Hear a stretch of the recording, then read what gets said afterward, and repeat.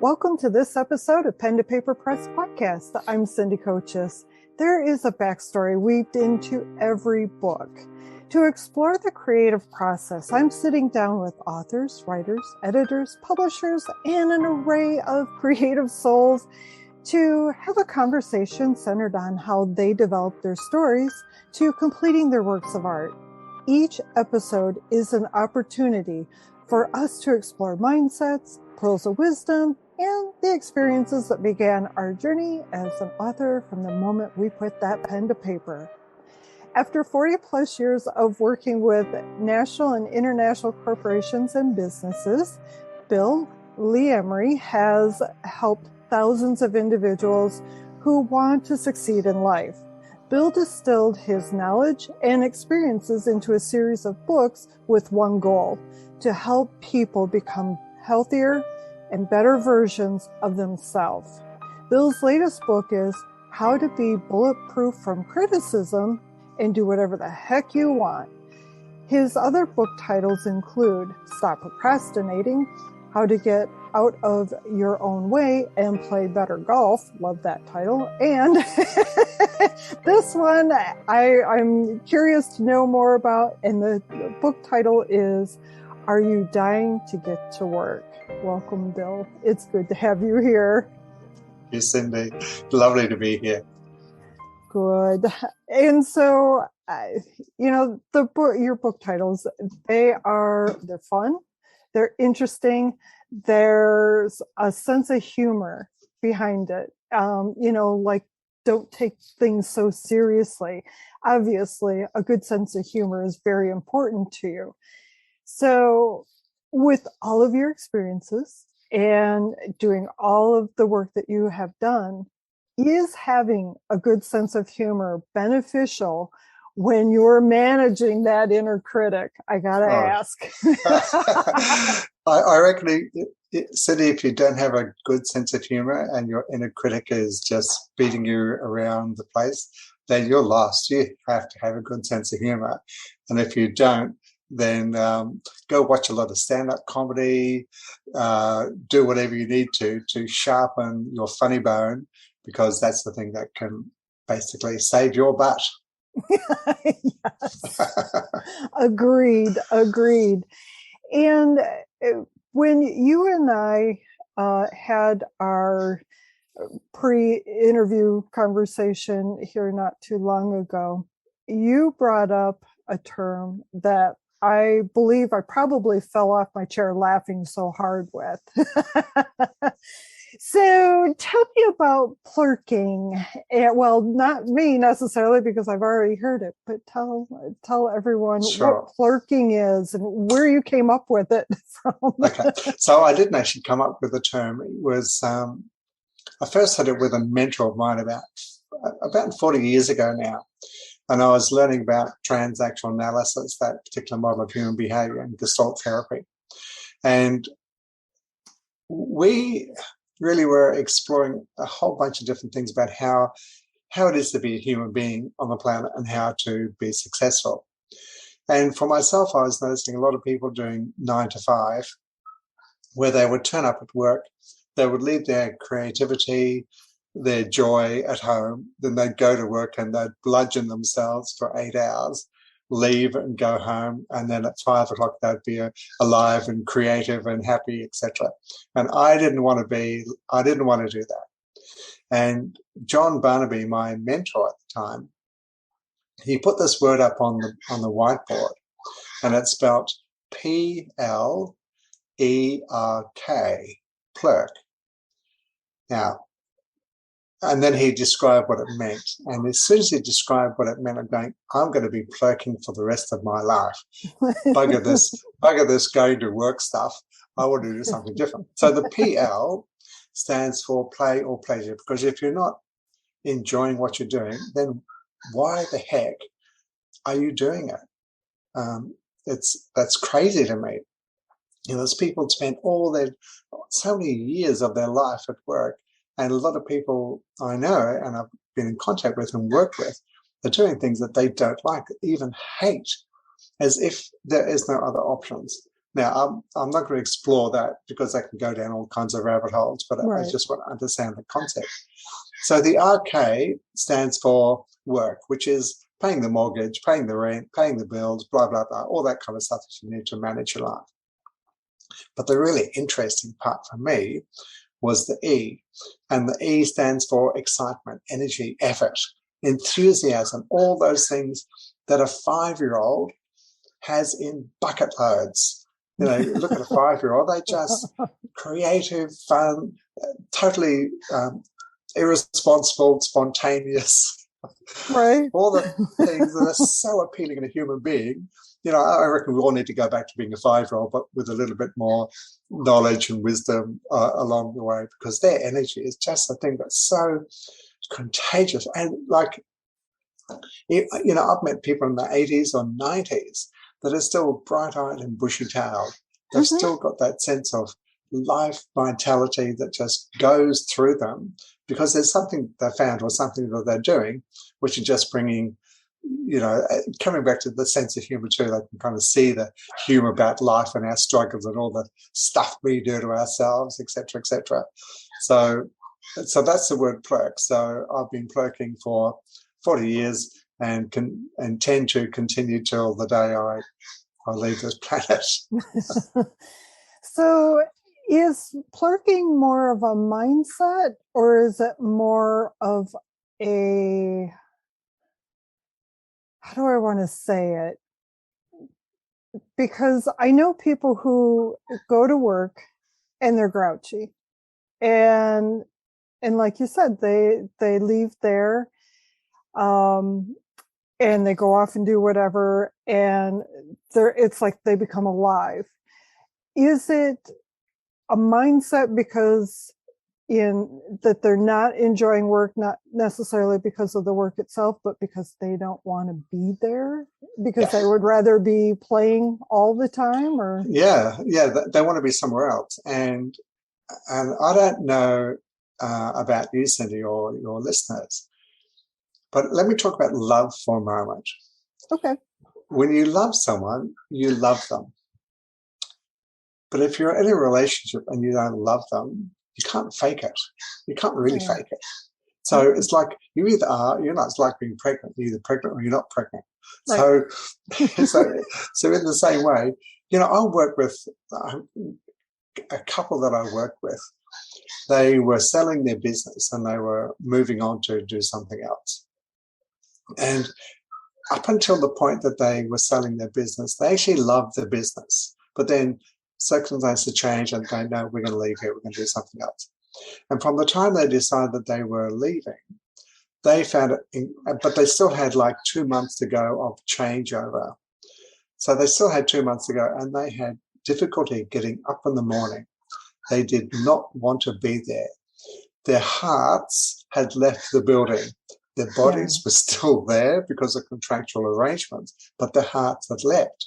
Mm-hmm. And they came to me saying, you know, we're just having this hard time going there, being engaged, because they don't want to be there. So understanding human beings, if we've got a reason to be somewhere, which is conscious and clear and agreed upon within ourselves, our heart is more likely to be there. So I helped them reframe what they were doing, going, well, there's another couple that have bought your business. They want to make this their work, their life's work for whatever period of time. It might be part of their life, not the whole one. They want to put their heart and soul into this.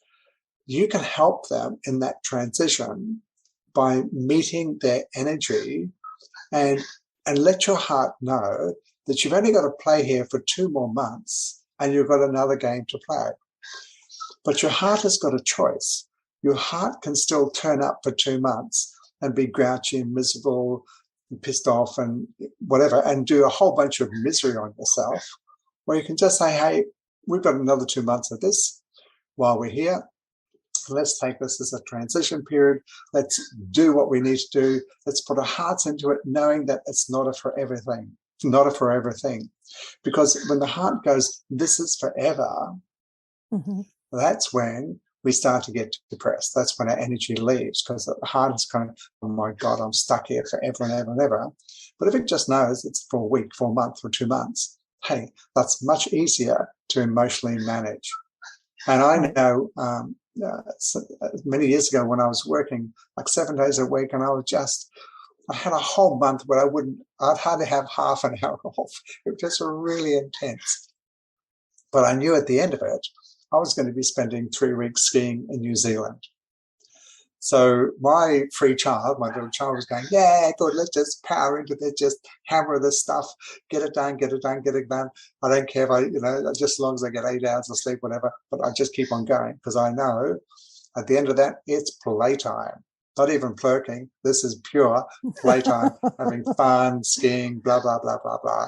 And so I was able to keep my energy going through that time, because I knew there was an end point and there was a huge reward coming my way for staying the course. So this really was, I didn't really realize at the time, but it was a lived experience of me managing my emotional states, which is key. If you're going to be living a happy life, you have to be able to manage your emotional states. Otherwise, you become like a puppet on a string for whatever else is going on around you.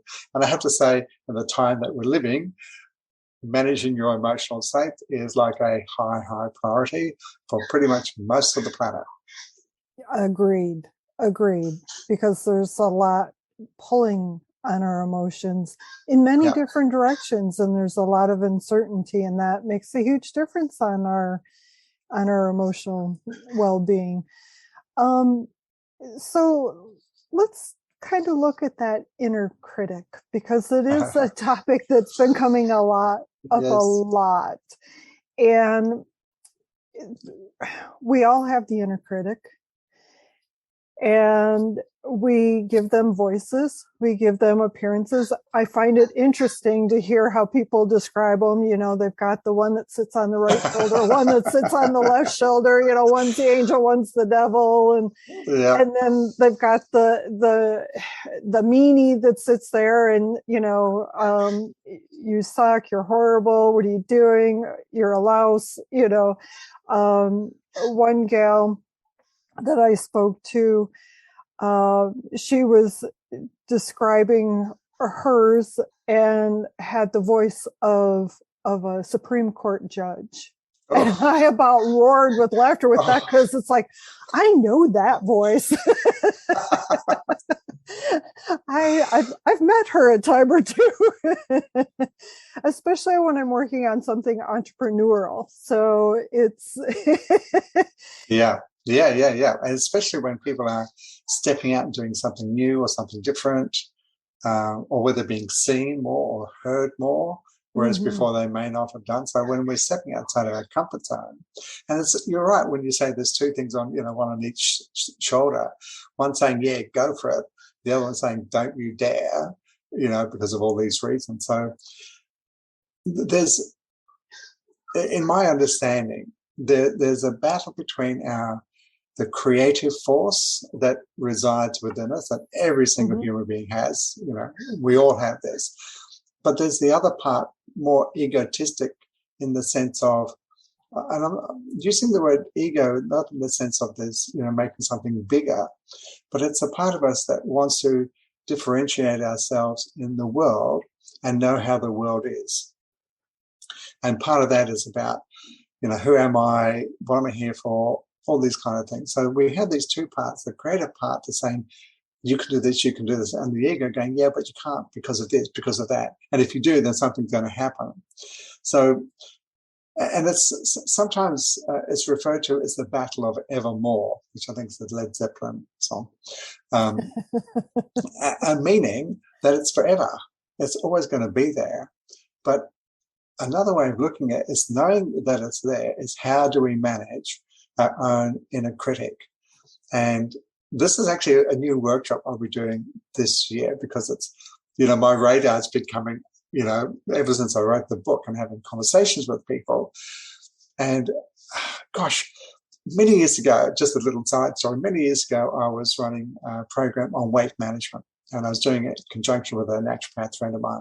So she was doing all the the biology or the diet stuff, and that wasn't my area. I was dealing with mental and emotional stuffs around weight management.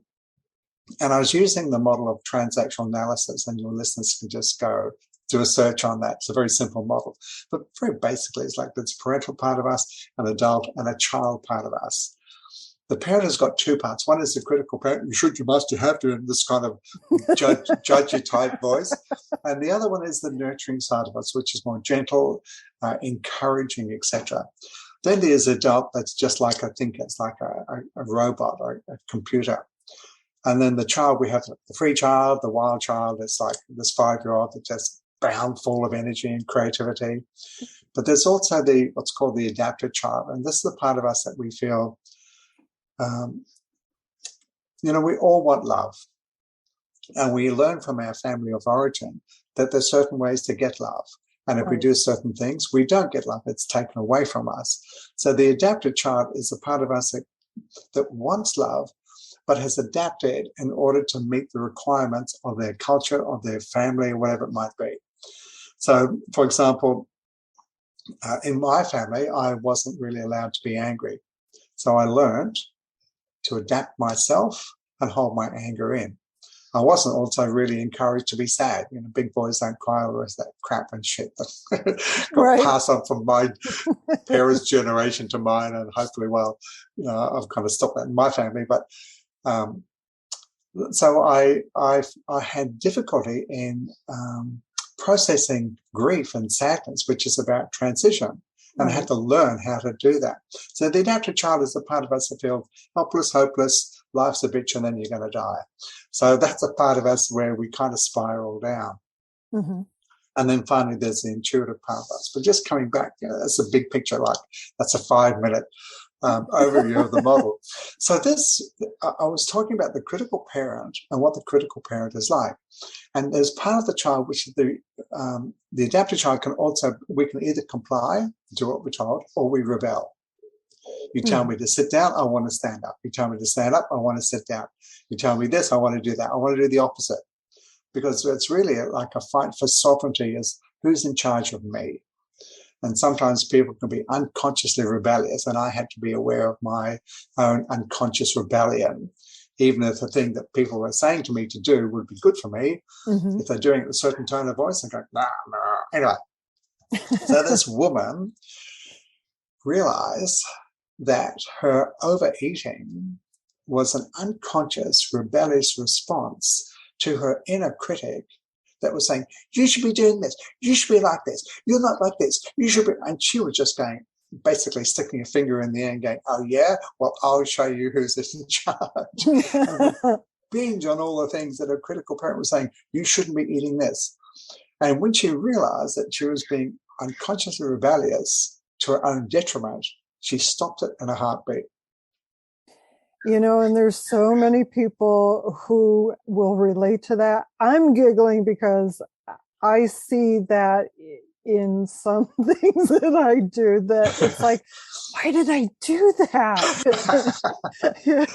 So, I mean, rebellion can be good. If we didn't have rebellion, well, America would still be an English colony. Right.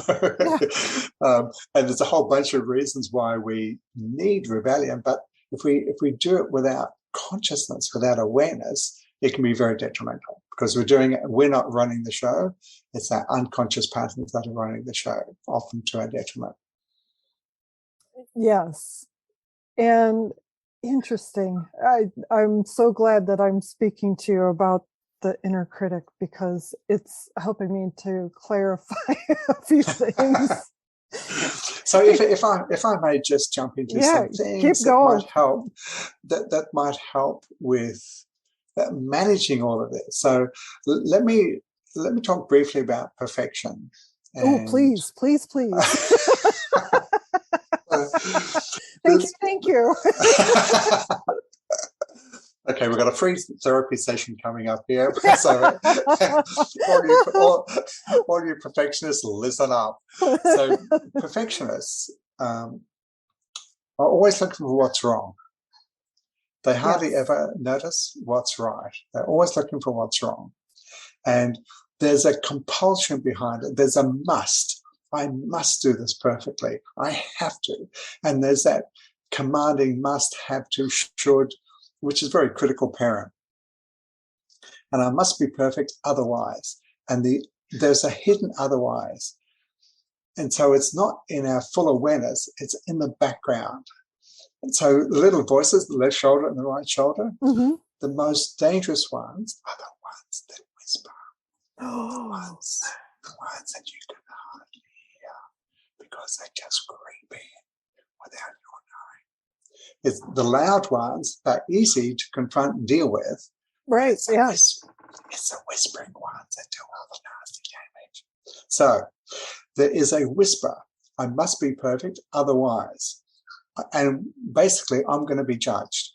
And when I'm judged, I will be not something enough, not be good enough, smart enough, pretty enough, handsome enough, whatever.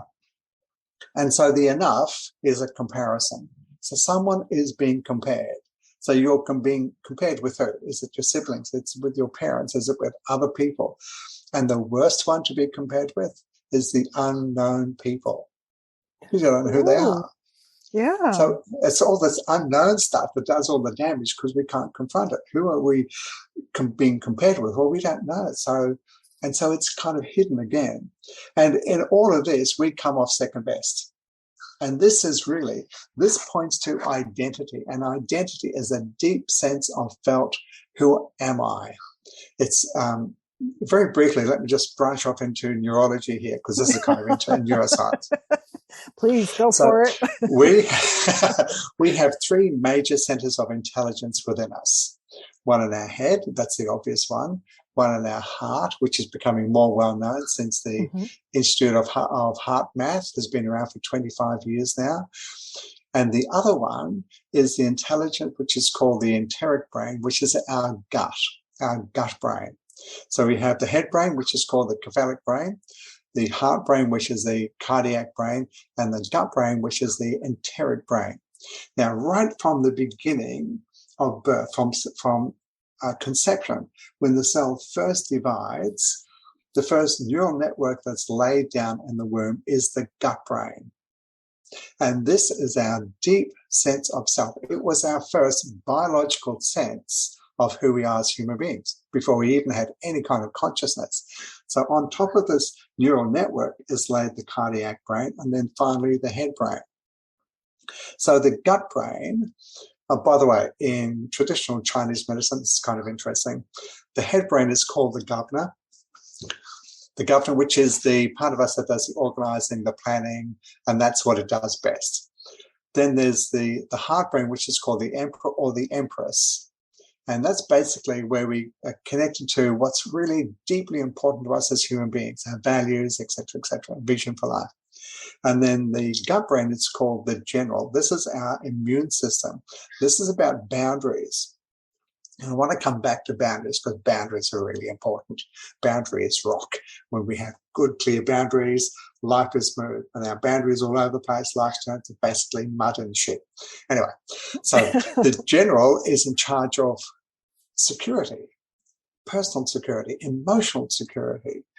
You know, often when people, this and then a little side tangent was kind of interesting. When people fall in love and they get hurt, so they get wounded in the heart, and the general goes, wow, that was a real shit experience. I'm going to keep you away from those kind of people for the rest of your life. So we want to get close to someone, and our gut brain just going, nah, they're an nasty person, and it does something to sabotage what our heart wants, because the gut brain, the general, wants to protect the emperor or the empress at all costs. Makes sense. Yeah. So coming back to, and I'm circling back around to our identity of who I am. And I want to introduce another element of this, because this is about validity. Am I a worthwhile human being? Do I have value? Am I a good person? Am I this person? Who the heck am I? But the judgment is all about validity. And validity has two parts to it. We can either have an external frame of reference about our validity. In other words, we need feedback from other human beings. Or we have an internal frame of reference about our validity. So if you take words like self-esteem, self-confidence, self-belief, the common word is self. Right. And this is our relationship with ourselves. So, and of all the people we will ever meet, we're the person we're going to be around the longest. Lovers and friends will come and go, partners, parents, siblings, kids, whatever, all going to come and go eventually. And there we are right from the very beginning, right till the end. And I won't go past that because I don't know what happens after that. But in our lifetime, here we are. So if we don't have a good relationship with ourselves, and we're always judging ourselves, comparing ourselves to others, letting other people be the executioner of our validity, we are done for. So part of this is we have to, I'm coming back to boundaries here, at some stage, if we want to live our own lives, we have to decide, we have to make the decision, who am I going to be, who am I going to honor? Who am I going to be loyal to? Is it going to be me and my heart and what I want to create and express in my life? Or am I going to give my self-esteem, my validity to some troll on the other end of the planet who's written a tweet about me on my Twitter feed, or a critic about my book or my piece of art? And am I going to demolish myself because of someone who I don't even know makes some comment about my work or me, and I'm going to crumble on the inside? And I reckon that sucks. That is just the pits. And sooner or later, if we want to kind of live a happier life, we have to go, right, I'm going to be in charge of my opinions about myself. I'm going to be in charge of what other people's opinions are and whether I take them on board or not. Because when we take things to heart, and this is, any creative will understand exactly what I mean here.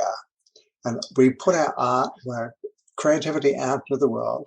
And for a lot of people, when people criticize, even with good intentions, our artwork, our creativity, our writing, our drawing, our painting, our cooking, whatever it might be, and we take that criticism literally, neurologically and linguistically, we take that criticism to heart.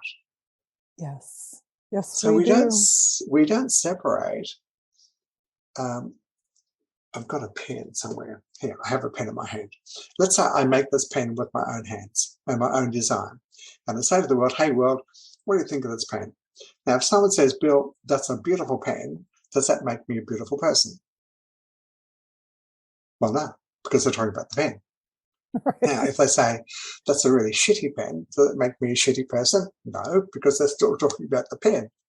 So I need to separate who I am and what I do. I am connected to this. I am responsible for it. But I am not the pen. I am not my book. I'm not my drawing. I'm not my piece of art. I'm not my sculptor. I'm not my cooking pie that I've just made, my apple pie. I'm not the thing that I've written. I did it, but I'm not it. The separation. And because if we don't separate that, then we take the pen, metaphorically, and put it right close to my heart. So when someone criticizes the pen, I internalize that to mean you're criticizing me. You're comparing me with something else and you're making me less than. And because I honor your opinion about me more than I honor mine, I'm going to crumble. And that is just shit. That is just crap. And if you're doing that, you need to stop it. So one thing that's been coming up a lot with podcast, within this podcast is marketing. Not only, and marketing is one of those, or promoting, because both of them are getting out there in front of people who we don't know, people we do know. And it's that fear of the unknown. What is their reaction going to be? Are they going to love it? Or are they going to, turn their back to it? Or are they going to criticize it? And it's that unknown. And I've become more and more curious about how to get to walk through it, because it's not about getting around it. It's not about ignoring it or whatever. We have to walk the journey to get to the other side of it. That's a given. Yeah. And it's getting through that fear, and just, you know, you're really helping me to understand that it's not me that I'm marketing, even though it's my book, it's my podcast, it's, you know, it's the coffee mug that I made, and, you know, trying to put out there, and I'm trying really hard to set it down gently so it doesn't make a lot of noise. It's funny how you become very conscious about the noise you make when you're recording a podcast, you know. It's like the dog barking in the background, the refrigerator running, you know, so on and so forth. But anyways, so I've been really becoming more observant of where my hesitation is, and with the marketing. And I know I've got to walk the journey. I've got to step through it. And it's like, you know, at the beginning, before we started, you know, the introduction of the podcast, I asked to take a picture so that I could put it on the internet for, you know, pre-promotion. And one of the reasons I'm doing this as audio podcast versus video is I don't want to be seen. And when I recognized that in a conversation earlier this week, because somebody asked me point blank, why do you do audio versus video? And it's like, because I don't want to be seen. And it was like, oh, I don't want to be seen. Yeah. You know, and that was it. Well, what is marketing? What is promoting yourself? What is going out there and selling your wares? It is being seen. It is. Yeah. And when you think about us in childhood, you know, one of the messages I got was kids should be seen and not heard. And that's an old one that's kind of changing now. Right. But it's that if I'm seen, so here's the thing. Being seen is not the problem. It's what we do when we're being seen that is the problem.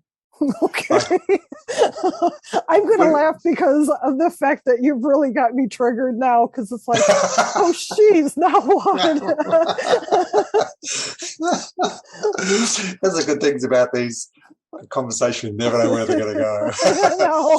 No. So being seen is not an issue. It's what we do with what we think is going to happen when we're seen. So coming back to this being judged.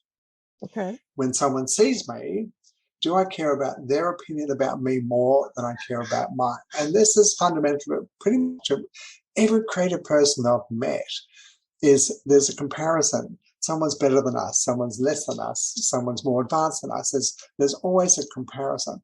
And you've probably heard that phrase, you know, never compare and you'll always be happy. So when we compare, the problem is not that we're being compared. It's where we put ourselves. You see, if someone was to put themselves on video and they had the internal thing of, hey, you know, I'm really happy in my skin. I'm really happy in my body shape, my face, blah, blah, blah, blah, blah. I don't really care what you think about me. Here I am. Mm-hmm. Then for them to be seen, it's like, you know, do whatever you like. Your opinion of me is yours. It's got nothing to do with me. But that takes you know, unless you've had a particularly encouraging childhood, it takes some working through, and it takes coming back to a deep sense of self and how we and it's our relationship with ourselves. Actually, I'm going to take that word relationship apart, because this is actually another really important part.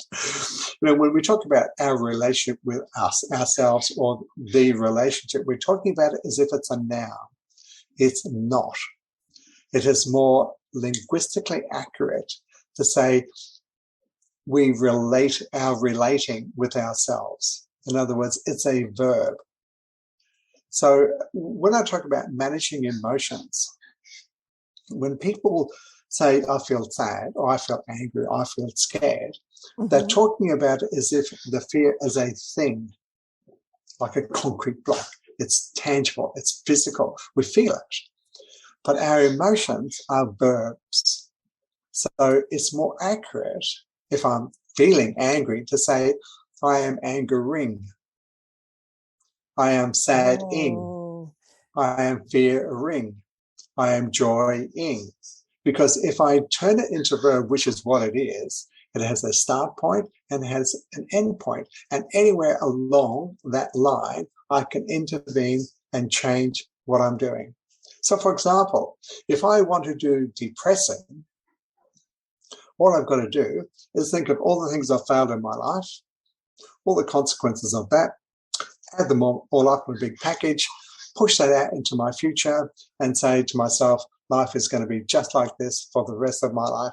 Well, that is depressing. If I think about all the things that are going wrong in the world, all the pain, all the anguish, all the trauma that's happening, and I just focus on that, and that is my entire focus for my day, I will depress myself. That's how I can do depressing. But it's not depression, a noun, it's a verb. And one of the things I've learned through linguistics and some of the other studies is the more we can turn our nouns into verbs, the more accurate we can describe our experience of being alive on this planet. Makes sense. So, for example, if I say to someone, you make me angry, I'm giving them the responsibility for my internal anger emotion. If I say, I am angry because blah, blah, blah, now I'm taking ownership of that. But if I go a little step further and say, I am choosing to feel angry because of what you said or did, that gives me the whole responsibility and therefore the power. So, you know, when talking about the inner critic, the inner critic is not the problem. The real issue is what we do with our inner critic. As I mentioned, I've got a new program called How to Turn Your Inner Critic into Your Best Friend. And it's about this process of relating. So over 100 years ago, a psychiatrist by the name of Dr. Roberto Assaglioli, I think I'll pronounce that right, and he created a model of human behavior called Psychosynthesis. And in essence, what he was saying was, behind every external behavior, whether it's positive or negative, there will be a positive intention for that human being. For example, let's say someone is being a bully. Now, we can call that negative behavior.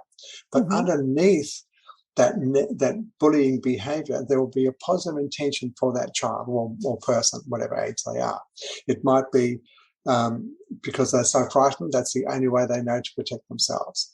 It might be because that's the only way they've seen other people use power. Or it's because they figure that the best way of defense is attack, whatever it might be. So there will always be a positive intention behind it. So this is kind of a preamble to what I'll be doing, but it's like there's a positive intention behind our inner critic. You know, criticism can be very, very useful.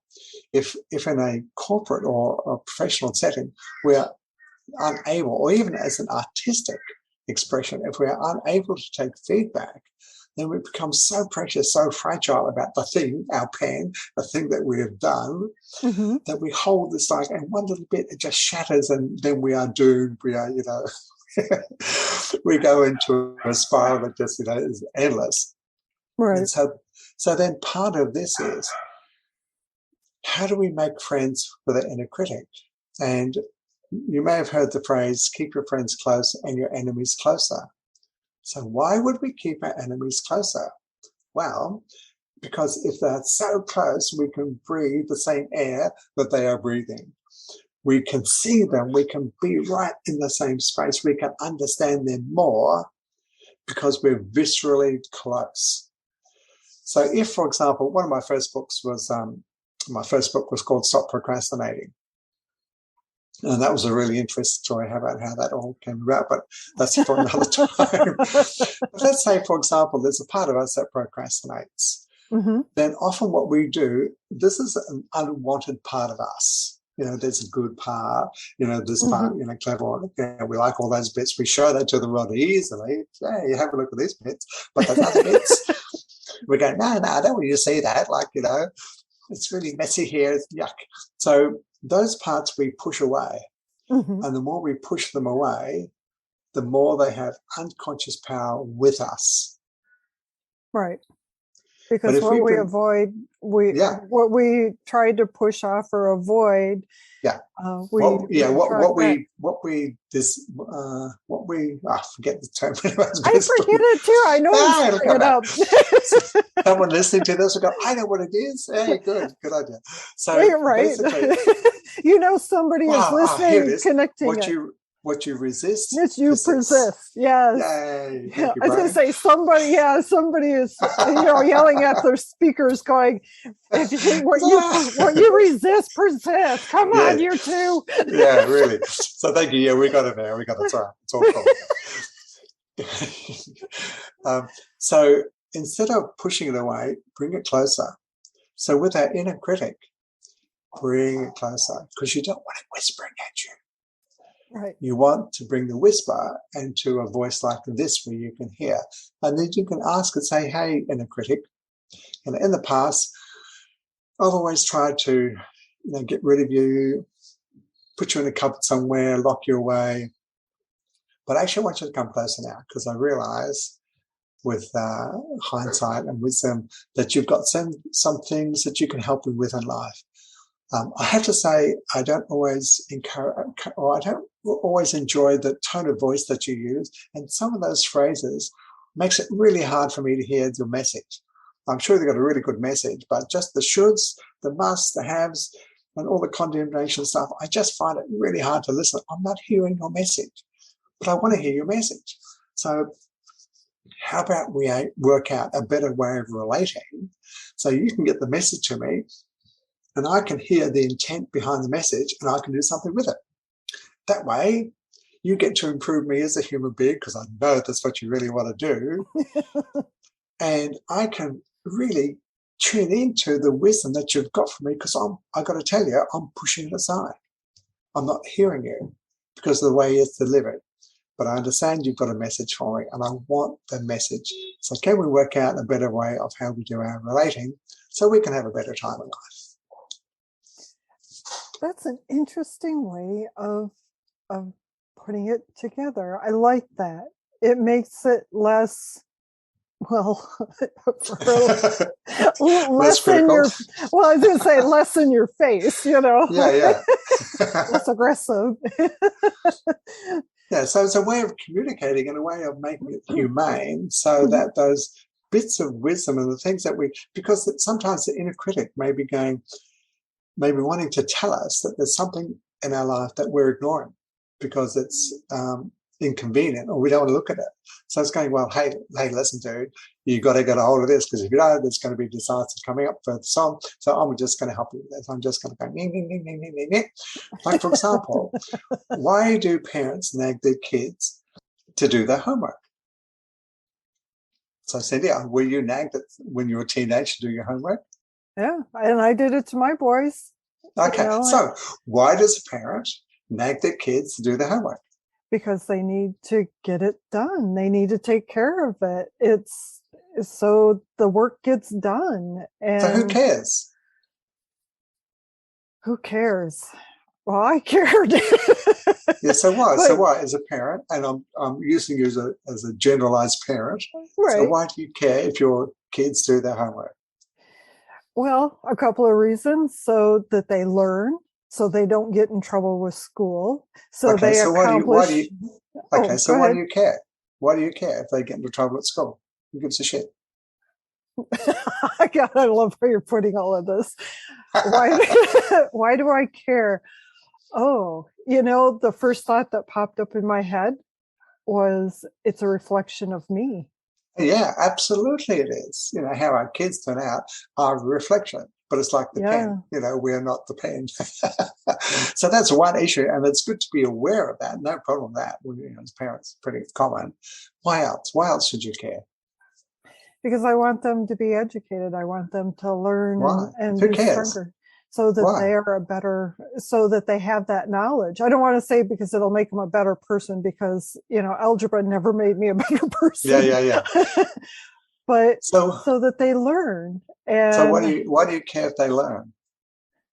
so that they have a better understanding of how life can be. Why should you And care? because I love them. That's it. That's it. Well, that's the reason why parents nag their kids, because they love them. But when a child is being nagged, they go, my mum loves me so much. She's nagging me because she wants me to do homework so I get good grades at school, so maybe I can go to university or whatever I want, so I can get the kind of job that I love, so I can have a lovely life. Hey, that's why my mum's nagging me. No, they don't say that. They No. just go, get off my back. Leave me alone. No. Yes. They don't get the message. They don't get the message. Wow. And the message needs to be delivered. But it's the way the message is delivered that's key. Yes, it is. Wow.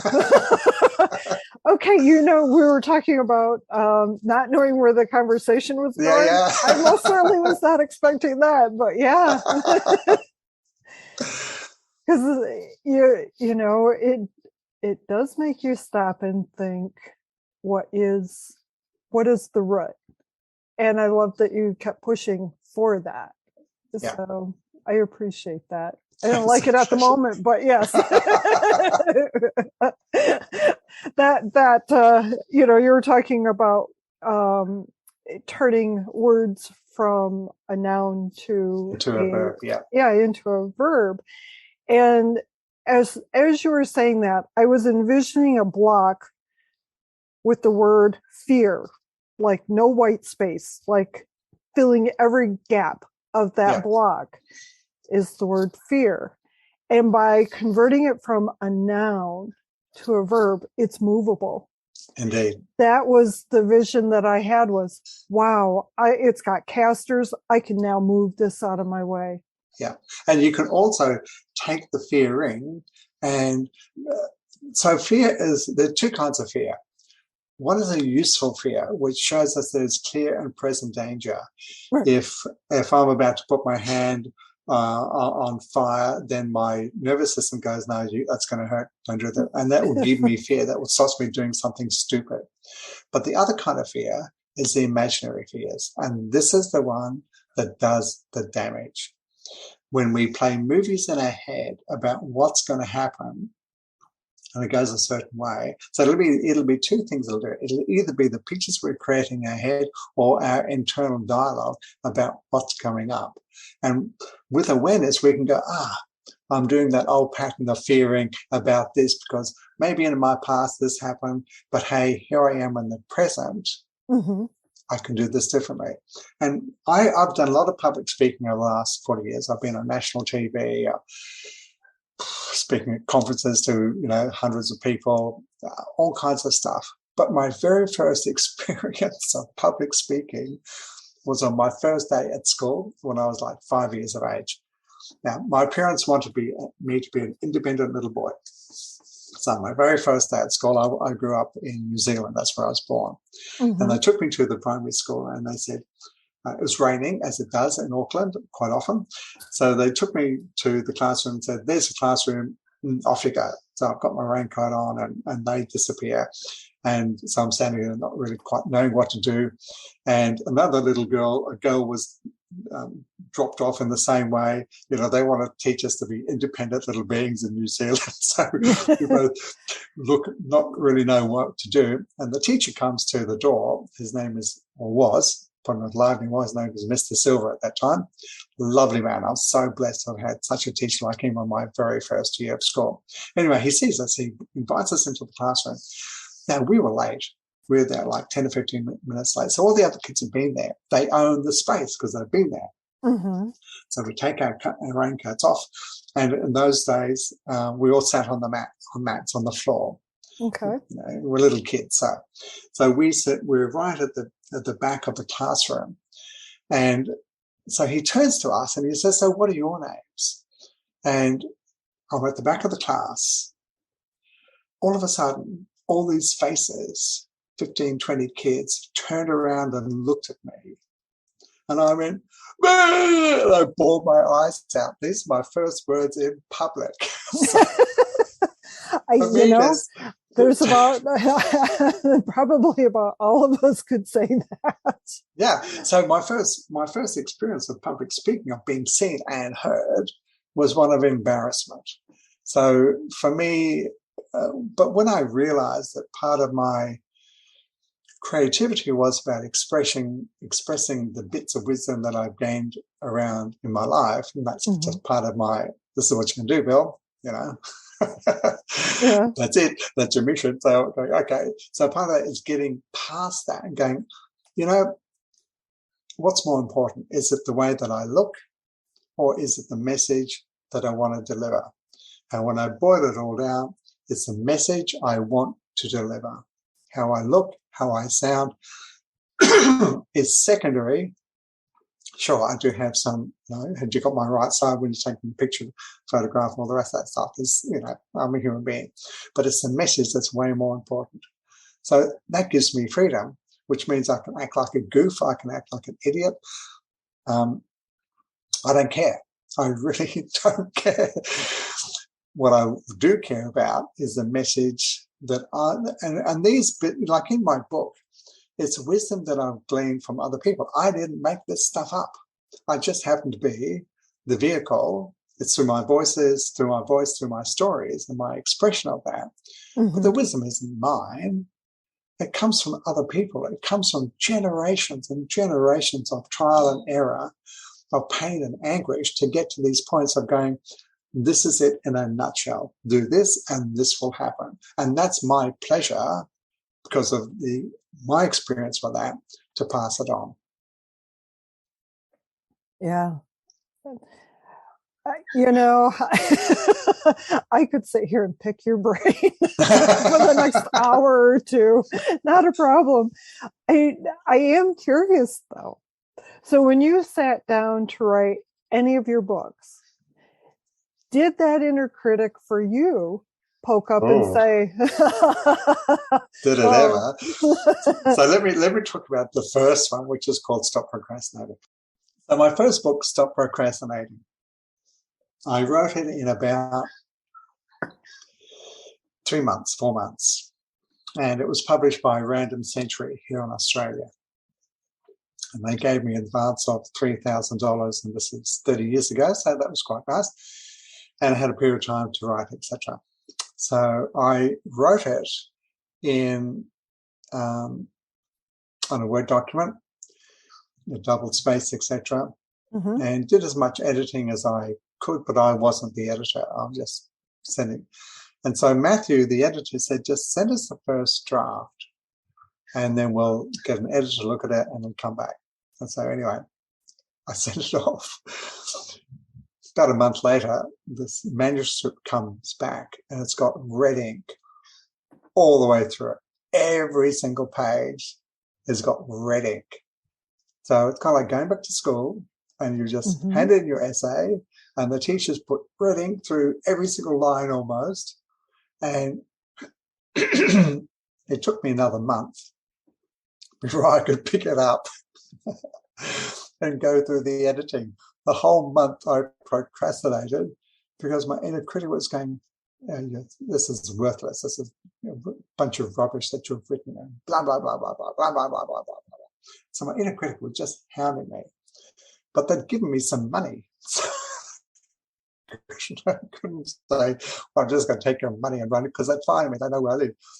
So I had to go sit through it. But fortunately, the editor was kind enough to say, Bill, there's a message in what you've got. But what you've got is a rough diamond. It needs polishing. You need to stop the waffle. You need to understand that every chapter has to have a meaning, a purpose for being in the book. Every paragraph has to have meaning and a purpose for being in the book. Every sentence, every word needs to do its work. And I remember going to a writing conference and the author had written like 20 books. He said, write once, edit 20 times. The writing is the easy part for me. Just got to let my brain out on paper. The editing is the thing that takes the time, because that means refining. It means working harder to go, does this sentence work? Is this the best word I can use here? What's a better word? What's another way of explaining that, which is simpler? How can I do less and get more? And so that for me as a writer, as an author, is the harder, the tougher part. But that's also like when I wrote How to Be Bulletproof, and I deliberately made it a short book. It's like a 2-hour read. I deliberately made it so it was easy to read. It's not going to be an academic piece of work. It was going to be something that I want to be practical. I want to be useful. I want people to get the message behind it. Mm-hmm. So I added my own personal stories, some from my childhood, primary school, etc. When criticism was used, and I took it a certain way. Some ways that helped me, and some ways that made me spiral down. But it was all about awareness. So I had to go through it again, and I'd kind of get this rough diamond and also with a professional editor. And even after that, still finding some things, because I wanted this to be a work that I go, wow, this is the pen that I've created, this is the book that I've created, and I'm bloody proud of it. I just love it. When people read the book, I know they're going to have a good experience. Mm-hmm. I know they're going to have a good experience. And many people that I know around me where I live in an eco-village in Currumbin Valley on the Gold Coast. It's a beautiful, gorgeous place to live. And so we know all our neighbours. And so many people in the village have read the book and they say, oh, Bill, I've read your book and I'm reading it for the second time. And I know why they're reading it for the second time, because in the book, there are so many bits of wisdom. Again, not mine. I won't lay claim to the origin of the bits of wisdom. But the way that I've crafted them is to make it easy to understand and easy to read. And that's been the goal that I set out. That was my end result of what I wanted. And now I'm turning it into an audiobook. And in the audiobook, I'm reading the book. And in the reading of it, I found 4 errors that no one had found before. And I'm going, wow. And I just laugh because I'm going, it doesn't matter. No. People probably haven't noticed it. Sure, I'll fix them now because I've found them. But it was just like, a perfectionist, it's like if I was to clean the room that I'm in, as a perfectionist, I'll put on these white gloves. And with the white gloves, I'll put my hand at the back of the monitor and I would find dust. And then I could berate myself because of the dust that's there. But in the whole scheme of things, dust behind my monitor, my computer monitor, when no one can see it, who gives a flying whatever? No. It really doesn't matter. So for me, I laugh because, my perfection bit can still be there. I'm going, no, gotcha. It's got out there. People might see this. Who cares? That doesn't matter. What matters is a message. So when you understand what really matters, that's the focus. The other bits, who cares? Well, and that was, I don't know who said it in what podcast, but someone had mentioned that every book has an error, every single one, to take the pressure off yourself. You know. And in the scheme of things, what does it matter? It really doesn't. No. As long as the message is getting out there, that's the part that matters. That's the part that matters. And that you're using your voice and not using, some fictitious voice to make yourself sound better, and it's really easy. You and I have talked, you've coughed a couple of times. I'll edit that out. I've probably said something that I'm like, yeah, I'm going to edit that out. But I've been trying really hard with this podcast, because at first I thought I've got to be this particular person. And then it's like, no, that's not me. I laugh a lot. I giggle a lot. I especially giggle when I'm nervous. And I say, silly off the wall things.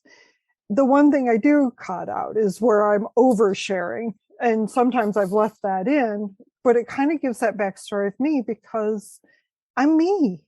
And, and part of me wonders, that's what makes this podcast what it is. I'm not trying to be somebody else. And we really, and this is, in social media and influencers and all the rest of that, it's like there's so much pressure, especially on younger people, I have to say. Mm-hmm. Maybe when you get to my age, just don't give a shit. Just like, well, here I am. Take it or leave it. But for younger people, there's so much pressure to look like this, act like this, sound like this, have this car, have this house, have this job, have this thing, do this holiday, la, la, la, la, la. And, this whole thing about someone taking a selfie of this gorgeous life that they've got, and they're absolutely living in despair. They are. It's the total opposite of that. It's almost like we're too afraid to not have it all and have everything working for us. Well, as human beings, we mess up. We're not designed to live a straight line, perfect life. That would be boring as batshit. It's all the quirks. It's all the things that we mess up and do. I've just been doing a coaching program with someone, and he's famous, like when he's doing his training videos, to do one take. That's it. So if he messes something up, he goes, oh, well, never mind. This is a really important bit. And what he's really saying to all of us is it doesn't have to be perfect, but just be you, because everybody else is taken anyway, so what the heck. Might as well. And sometimes good enough is good enough, as long as your standards are something that you choose and are appropriate to whatever you're doing. Mm-hmm. I talk about perfectionists, and if I'm going into brain surgery, I would like my brain surgeon to be a perfectionist. Yes. You can seek a therapist afterwards and have counseling, etc. But when you're doing that kind of job, please, I want you to be absolutely perfect. But for everything else in life, hey, good enough is good enough.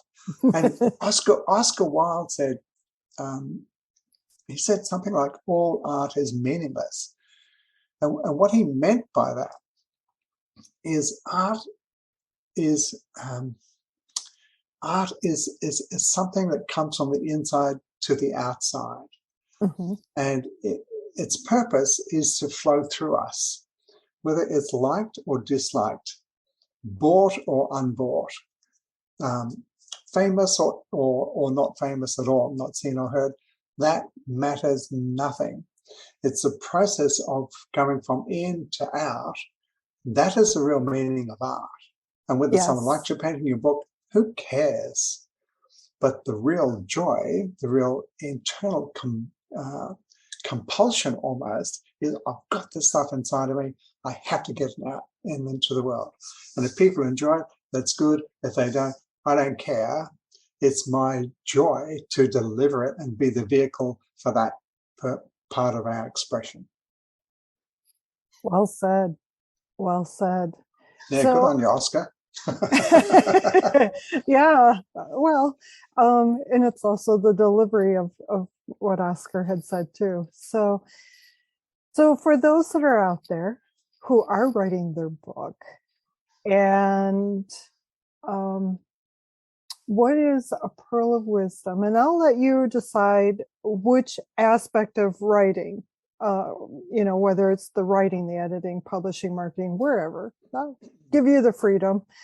What is one pearl of wisdom that you would give to a writer to help them along on their journey? Well, the first thing that comes to mind, and this one of the most watched TED Talks or YouTube videos is Simon Sinek, and he talks about your why. So when I'm writing something, whether it's an article or blog post or a book, the first thing I do is I ask myself, why am I doing this? What's my intention behind it? And when I'm clear on what my intention is, the flow starts. But if I'm not, and this is for me personally, it may suit other people, maybe not, I don't know. But for me, when I'm really clear about my why, everything else flows from that. But if I'm not clear on that and I'm sitting down, I'm going, and maybe it's a should, maybe I should write a blog post or whatever, the should comes into it. It won't flow. But when I come back to my why and my purpose behind it, then everything flows from that. So when I wrote Bulletproof, my why was I have something to say. I could sense out there in my community. I've been working with men's groups and men's gatherings for like 8 or 9 years. And a couple of years ago, I was listening to conversations around the meal table. And a lot of men were talking about how they find it difficult to take criticism from their partners at work, whatever. And so I'm going, I can kind of hear this theme in the room. And so I thought, well, there's a book. And so I had a purpose. And I'm quite clear about this. Many years ago, I realized that my particular pathway in life, my creative source or impetus, was about taking the mess of my life and the things that were messy and didn't work, finding the things that I could make work, and then passing that on. And that was going to be what I'm going to do. And I realized this a long, long time ago. So I accept that. That's no big deal. There are millions of people who do this, and that's my particular way of being on the planet. So once I became aware of my why, then all the material basically came really quickly. Like I didn't have any difficulty finding material. I got 40 years of stuff in my head. But then it was focusing on this particular theme. And another mentor of mine, who's written several books, his name is William Whitecloud, he said, one book, one theme. One movie, one theme. He said all the successful books and movies have got one theme. And when I heard that, I deleted a whole chapter of my book, because there's a difference between giving people what they need and telling them all the stuff you know about it. So I could have had, Bulletproof could be 10 times longer with all the things that I've learned, but It would have been confusing. It would have been complex. So I want to hone it in on one thing, how to be bulletproof from criticism, and that is it. Is that all I've got to say in life? No, I've got a whole heap more, but that's other books, that's other projects. So I want to hone it on one theme in one book. That is a really good pearl of wisdom. Putting it to one focus, because I have a book that has 5 because it's aspects of life, and it's like, maybe it would be 5 books in one, or or 5 sections, breaking it down, definitely breaking it into groupings. Yeah, another mentor of mine who's written, I think, 19 books, and he's only 40, he said, write a series, not one book. Write a series of books. It's like if you've got one restaurant in a suburb, no one will go there. You have 5 restaurants in the same block, everyone will pour into that little precinct where the restaurants are. So, yes. And I'm going, okay, I'm going to write a series. It won't be one book, it'll be a series. So, sure, I could. So one of the series of this will be a book just for creatives. So it'll have some of the things that we've talked about here, but it's going to be targeted purely for creative people, whether artists or whatever it might be, because that's, creativity is ubiquitous. It's everywhere. It's right. million ways that we can be creative. Right. That'll be on that particular slant, and that'll be one slice, but it'll be all those things that are relevant for that audience, everything that they need, and nothing else. I won't put anything else but the stuff that they need. You've given me a lot to think about. I'll be digesting this conversation for a couple of days. And I'll tell you, going back to the very beginning of our conversation, and I asked you about plerking. After that phone call Or, well, no, I guess we met on Zoom because on you're in Zoom, Australia, so I can't call you. Well, I could. No, I don't think I Expensive. can. Zoom is cheap, like, yeah, easy. Zoom is a lot less expensive. Anyways, so after we got off that call and your description of plerking, and at that point I had been, prior to our call, I had been struggling with a project, and I got up and I grabbed my watercolors and I painted a sunflower, and then I Beautiful. painted the word plurk on Yay! it. I've had it on my desk. I don't know what I did with it because I was going to show you, but it's not right here. So send me a picture. I will send you a picture of it. But it's amazing how conversations they help us to they help us to move through life and to make it a little better.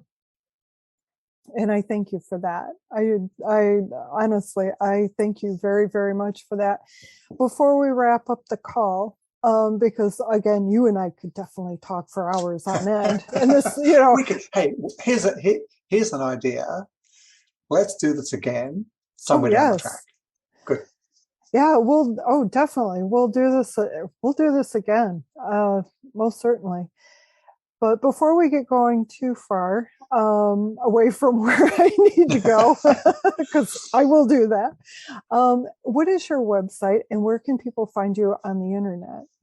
Okay, so my website is bulletproofromcriticism.com.au. That's my website. That's the easiest place to find me.